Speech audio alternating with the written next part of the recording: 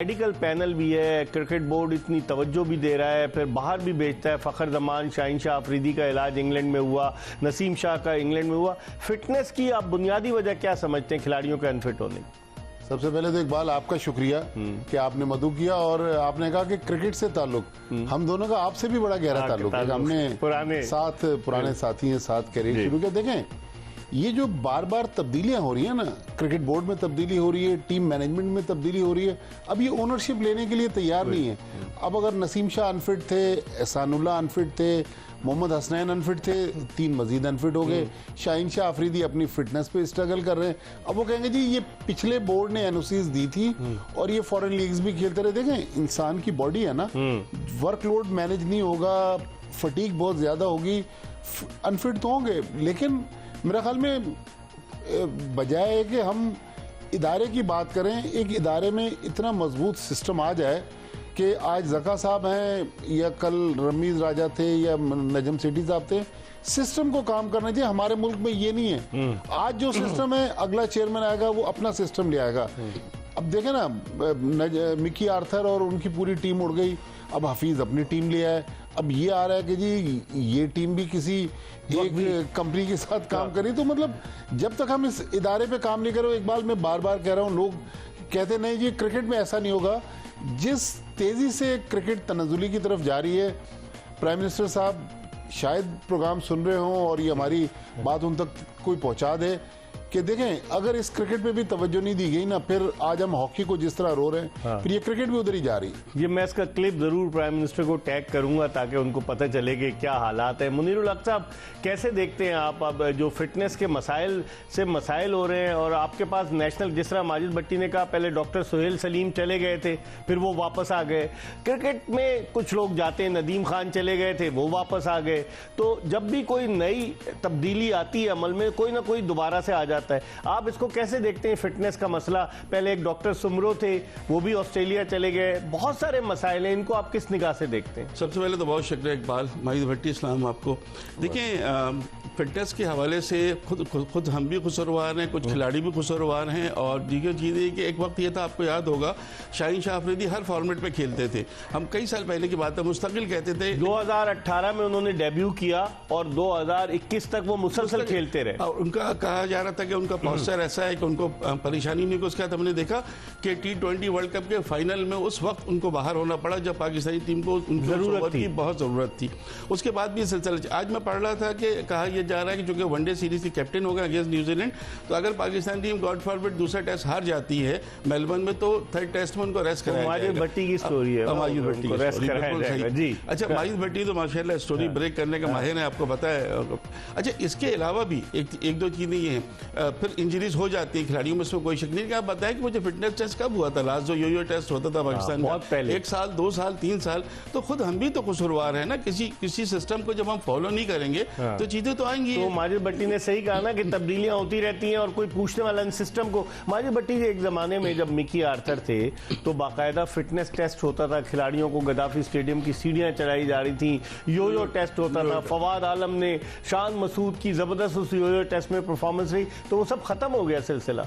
देखिए, 2019 में जब एहसान मानी साहब आए और सरफराज को कप्तानी से हटाया, मिकी आर्थर और उनकी पूरी जो टीम मैनेजमेंट थी उनको फारिग किया, उसके बाद से हालांकि मिसबाह उल हक ने कोशिश की फिटनेस कल्चर लाने के लिए, लेकिन वो फिटनेस कल्चर आ नहीं सका।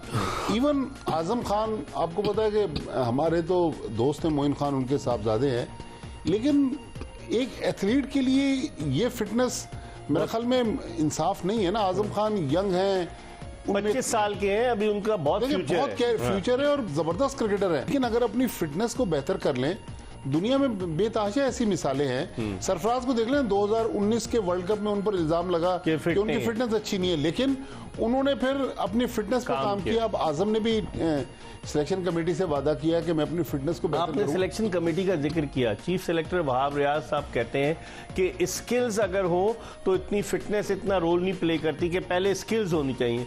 तो दुनिया में कहाँ होता है, आपने पूरी दुनिया में कवर की कि अगर खिलाड़ी फिट नहीं होगा तो वो स्किल्स का कैसे मुजाहरा कर सकेगा? देखें, आज इंडिया की हम मिसाल देते हैं ना, हमारे पड़ोस में हम एक जमाने में पाकिस्तान अगर 150 रन करता था, इंडिया फिर भी पाकिस्तान से हार जाता था। लेकिन आज आप देखें, इंडिया ने सिर्फ विराट कोहली जो अपनी फिटनेस का कल्चर लेकर आए, उसके बाद आप देखें सुपर फिट है पूरी इंडियन टीम। आज उनकी परफॉर्मेंस देखें, हर फॉर्मेट में दुनिया की हर टीम को चैलेंज कर रही है। लेकिन हमारे यहाँ कोई ऐसा criteria day to day basis पर है कि बस चलता है। देखिए, यहाँ जो सबसे बड़ा अलमिया है कि अगर किसी को अनफिट करार देना है तो उसको फिटनेस का बहाना बना के अनफिट कर देते हैं, और किसी को लेना है तो वो लूला लंगड़ा भी होगा, वो पाकिस्तान टीम का हिस्सा होगा। क्या कहेंगे मुनीर? देखो, अगर आजम खान के सिलेक्शन की बात होती है ना, तो फिटनेस का अंसर तो अपनी जगह है, लेकिन इकबाल आप देखें कि हमें मिडिल और लोअर ऑर्डर में एक ऐसे बैट्समैन की जरूरत है जो डिस्ट्रक्टिव हो। लेकिन उसका पास रिकॉर्ड देखें, 2020 में उसने 2 T20 खेले इंग्लैंड के खिलाफ, फिर 1 T20 खेला वेस्ट इंडीज के, और इस साल मार्च में उसने शारजा में अफगानिस्तान के खिलाफ 2 T20 खेले। टोटल 5 T20 इंटरनेशनल मैचेस, 4 में उसकी बारी आई, और टोटल रन जो है वो 7 रन है। देखिए, उसकी 2 वजूहत थी इकबाल। एक तो ये कि जो हमारी ओपनिंग पार्टनरशिप है रिजवान और बाबर की, वो 14-15 ओवर्स तो वो ले जाते थे ज़्यादातर, हमने ये देखा है। बाद में बैटिंग आए, उनकी नहीं आए, लेकिन एक प्लेयर की आपको जरूरत है। कहीं ना कहीं हम हार्ड हिटिंग बैट्समैन को हम मिस कर रहे हैं। या तो इफ्तिखार को इतना कॉन्फिडेंस हो, या उनका पता है कि जी वहाँ तो 2016 से खेल रहे हैं ना, 7 साल हो गए। तो आपको इन्हीं 2 प्लेयर्स हैं ना, और कौन है आपके पास? मुझे बताएं, मिडिल ऑर्डर लोअर ऑर्डर में जहां पर आपको तेज रफ्तारी से आखिरी ओवर खेलने की जरूरत है, वहां कहां है? इनकी फिटनेस अपनी जगह, लेकिन कैरिबियन प्रीमियर लीग, अब अगर वो विकेट कीपिंग नहीं करेंगे, माना कैरिबियन प्रीमियर लीग में उन्होंने कीपिंग की थी, इतने 3 विकेट कीपर्स आपने रखे हुए हैं, अगर वो कीपिंग नहीं करेंगे तो फील्डिंग करेंगे एज अ बैट्समैन। वो एज ए विकेट कीपर भी खेल सकते हैं, रिजवान फील्डिंग कर सकते हैं। एक बात यही पाया कि आजम विकेट कीपिंग करेंगे और रिजवान एज ए फील्डर खेलेंगे। और हसीबुल्लाह को अगर आप लेने की बात करें तो हम और आप ही तो कहते थे नहीं, डिजर्व करता है, नो डाउट। उसने रन्स किए, अंडर 19 से आया है, बड़ा अच्छा है। यहाँ पर सिर्फ आजम खान की सिलेक्शन जो बेस बन रही है, उनकी फिटनेस पे बन रही है, लेकिन उसकी उस फिटनेस के बावजूद वो दुनिया भर में लीग्स खेल रहे हैं। देखते हैं, क्योंकि न्यूजीलैंड का टूर बड़ा मुश्किल है, वहाँ की कंडीशन में जो फास्ट बॉलर्स बड़े कामयाब होते हैं। पाकिस्तानी बैटिंग हमेशा से स्ट्रगल किया है न्यूजीलैंड की कंडीशन में। T20 में देखते हैं क्या करते हैं। हम एक ब्रेक की तरफ बढ़े, और जब ब्रेक के बाद वापस आएंगे तो अब्दुल माजिद भट्टी और मुनीरुल हक हमारे साथ मौजूद हैं। गुफ्तगू के सिलसिले को मजीद आगे की तरफ बढ़ाएंगे। Stay tune to Express news.